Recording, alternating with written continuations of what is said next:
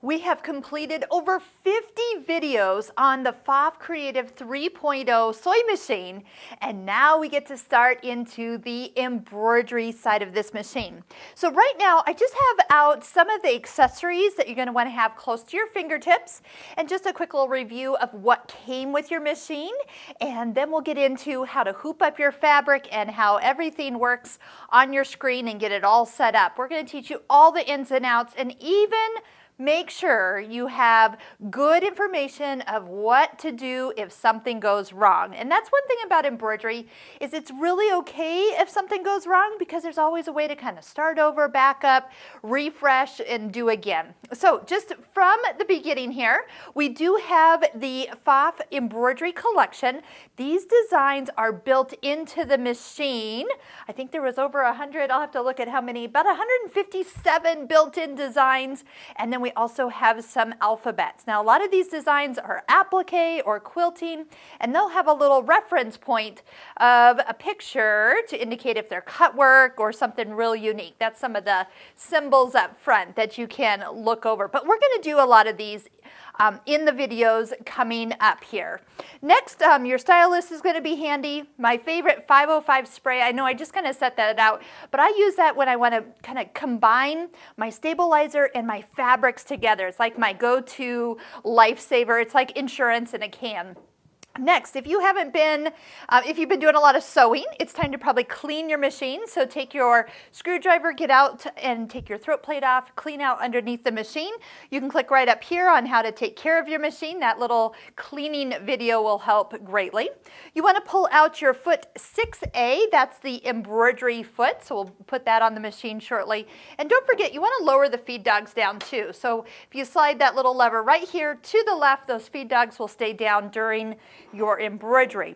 Your thread choices can actually make or break your frustration level. So I am a big fan of polyester thread. I know your choices are usually rayon or polyester.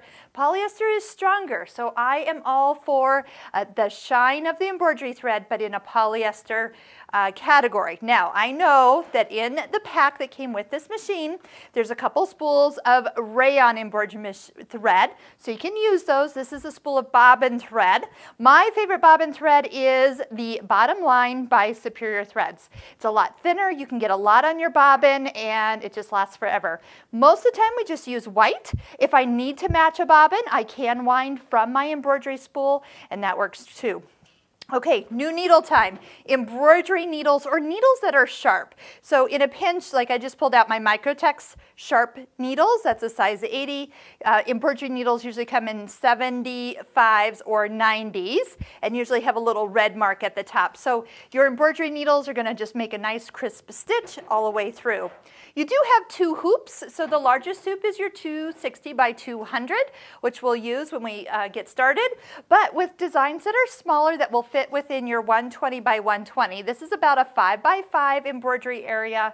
This one is an 8 by 10, yes.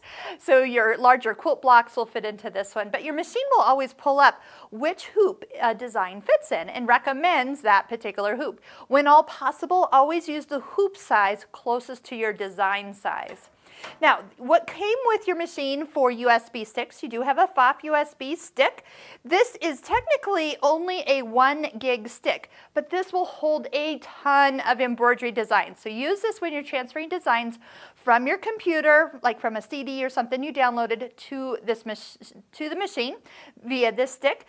If you are going to use some other sticks that you have in your home now, make sure they're of the smaller size. As you get up into like the 16 and 32 megs, or gigs, they don't always work in the machine, so find the smaller ones. This is completely reusable, so after you've used your designs, you can just delete them and put new ones on there. But this is like what we sell at the store, because you usually can't find a 1 gig stick like at Best Buy or somewhere these days. So just keep that in mind. But all your designs are built into the machine, so you don't need to have this in when you start embroidering.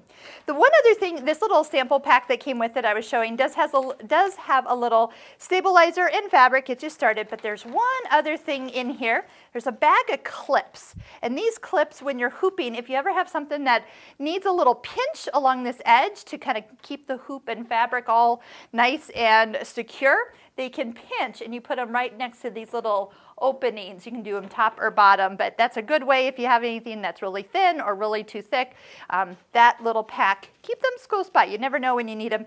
Usually you don't put them on the small hoops. It's really meant for the bigger hoops. All right, I think we've gone over all the accessories.